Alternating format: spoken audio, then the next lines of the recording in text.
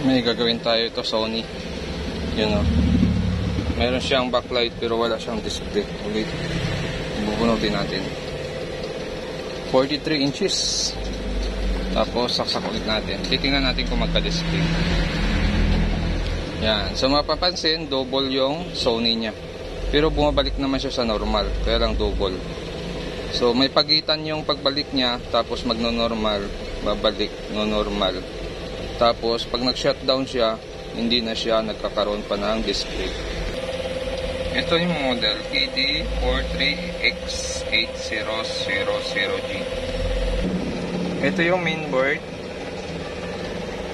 Dito yung T-con niya. Ito naman yung input ng power supply natin, saka yung backlight driver niya.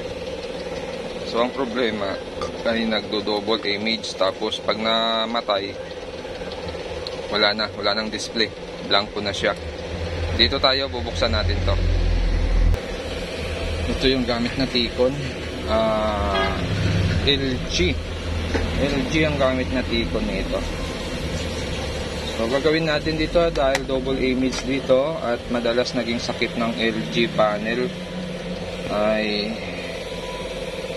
so LG display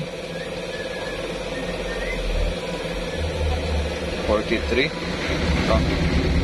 Tapos may data dito, clock signal, add event signal natin, at Bcom, BST, Bcom 1, Bcom RFP.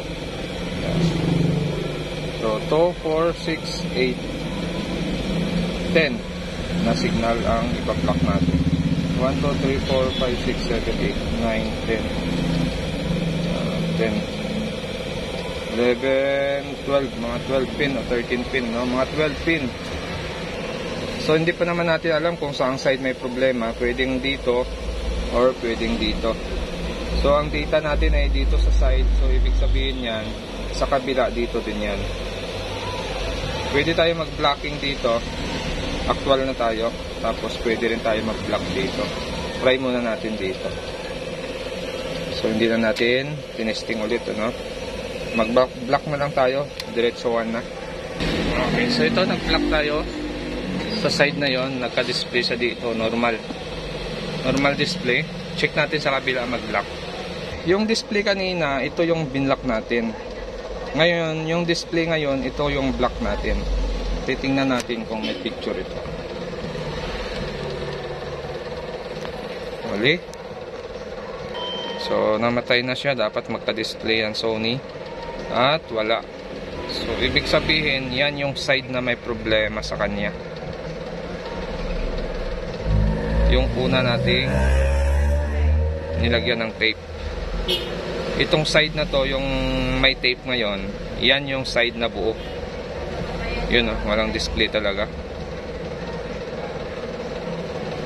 Yan. So ito ngayon yung nilagyan natin ng tape, ay hindi siya nagka-display. Dito naglagay tayo ng tape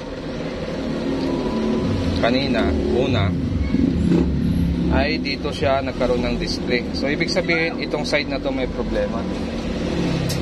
So gagawin lang natin, bibilangin lang natin yung clock signal natin dyan, tapos yung swapping voltage, tapos i-block natin.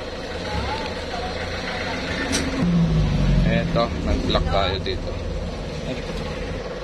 Ito, nag-block tayo ng 13 pin dito. Ayan.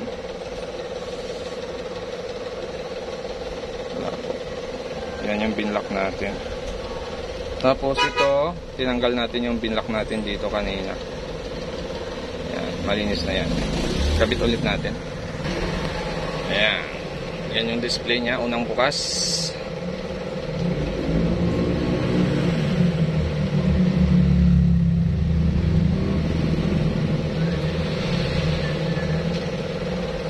Okay, antayin na lang natin magka-display. Okay, so yan yung kinalalabasan niya. So itong side na to ang binlock natin. Pero mapapansin mo, makinis pa rin siya. Walang hairlines na lumabas. Bali, 13 pin yung binlock natin. Sa model ng T-con na yun or ng panel natin ay kahit mag-block ka ng isang side, clock signal saka swapping voltage, normal yung display, hindi siya nagkakaroon ng event. Pera lang siguro kung medyo malala yung sira ng unit.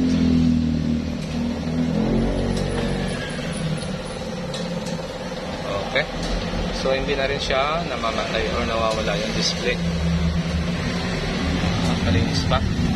So yung mga ganitong problema, kung hindi lang magkakaroon ng sira yung kabilang side natin, tumatagal din ito. Pero pag nagkaroon ng problema yung kabilang side, doon na lang siya talagang hindi na nagagawa.